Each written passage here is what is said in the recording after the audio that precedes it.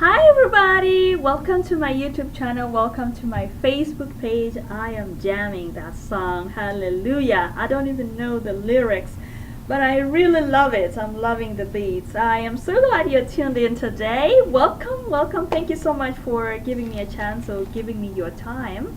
I really appreciate it very, very much.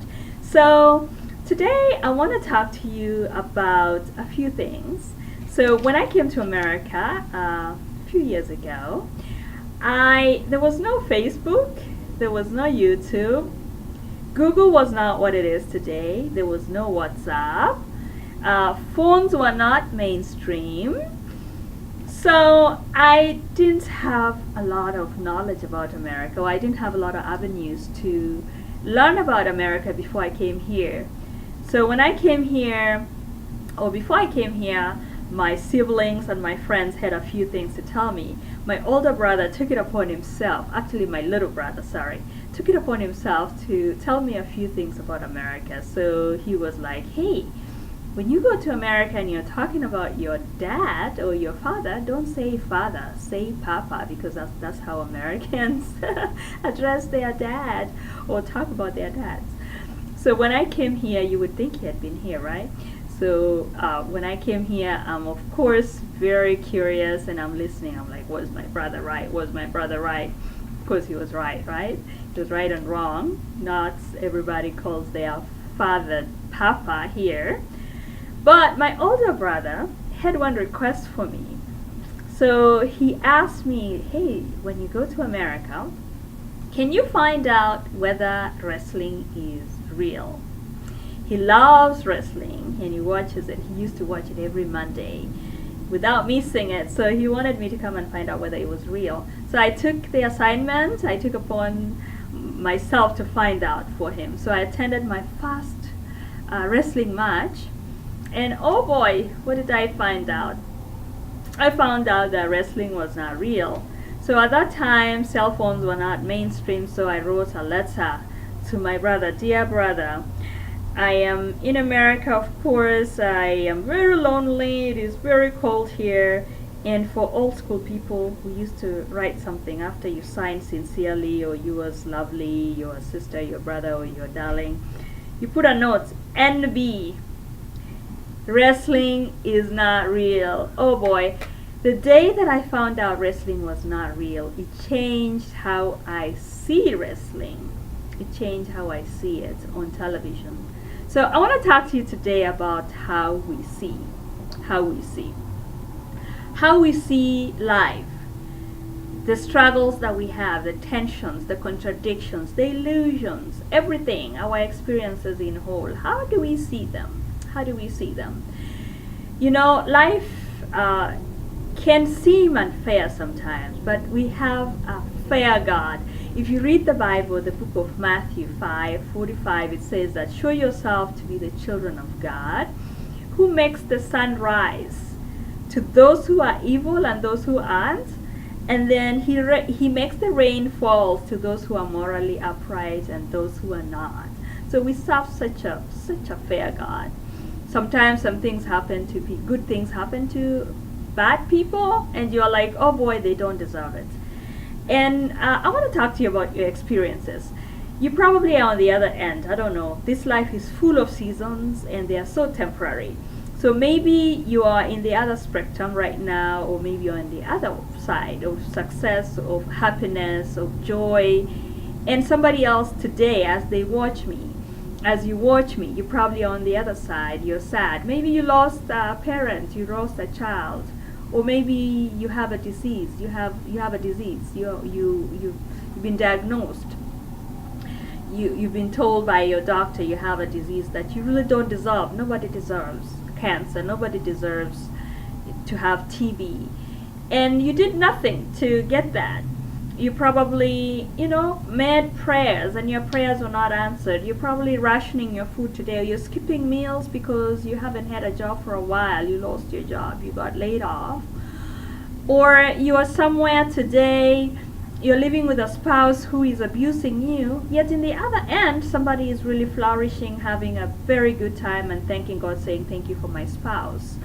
Or somebody today lost their child, yet somebody else is celebrating new life today. Maybe they birthed a child, they brought a child to life today. Or you lost your parents when you're young, and you're wondering, you're like, God, why did my parents die when I was so young? If my parents were alive, then I wouldn't be going through crap today. And somebody somewhere today is celebrating 90 years of their parents' life. Life, different seasons, different people going through different things. So I want to talk to you today about how you see those things. I want you to know that your life is tied, or your story is tied to a larger story. Whether you're going through a good time or a really low moment, your story is tied to a larger story. Martin Luther King, when he had a dream, he said, I have a dream. When he was alive, he had that dream. And yet, I never met him myself. Yet his story, his life, his struggles are so tied to me today. Rosa Parks, when she decided not to give up her seats to the white man, her story has been tied to our story today. Her struggles, their struggles are so tied to us. And their successes too are tied to our stories. So God created us, not just for us. And those circumstances, those experiences that you're going through today, they are tied to a larger story. You may never meet the people whose story will be tied to. You may never meet the people that your story will inspire. You may never even know where they come from. Yet today you're struggling. When Barack Obama's mother, as a single mother, was struggling raising Barack, did she know that her story as a single mother was going to be tied to the whole world? No. So I want you to begin to see your story as tied to a bigger story. About 3 years ago, I wanted to learn how to sew. So I went to YouTube and looked for, look for a channel that I can learn how to sew. So I met this girl, and I started watching her videos, and she was so generous in her spirit of teaching.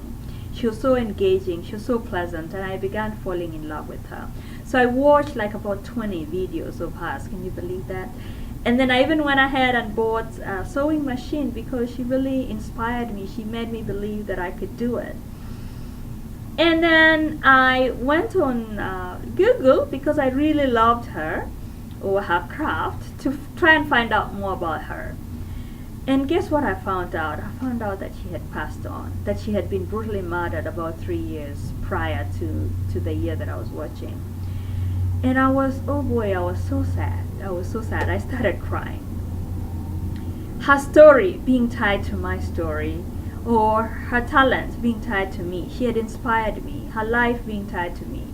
Yet when she was teaching, we never met. She never knew that she would encourage somebody like me. So I just wanted you to know that your story today is tied to a larger story.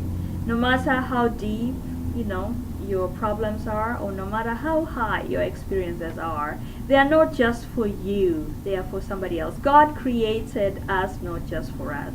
God created us for each other. So when you begin to see things in a larger scale like that, you begin to offer yourself as a vessel, ready to be dissolved, ready to be recreated, and you begin to offer yourself ready for change. God is in the business of changing us, recreating us every day. And then you begin asking yourself, how do I live my life then, now that I can see that my story is tied to a larger picture? And then you begin to ask yourself, who do I become? So I want you to make a prayer this week to ask God to open your eyes so that you can see your purpose. You can see the purpose of your struggles, and you can see the purpose of your good times. God did not guarantee us good times always, but He guaranteed to be with us all the time, to see us through those rough times, or to be with us when we're celebrating. So I just wanted to share that with you today. I hope you have a very blessed week. Thank you for tuning in today. God bless you guys. I'm praying for you, and let's keep keeping on. Bye.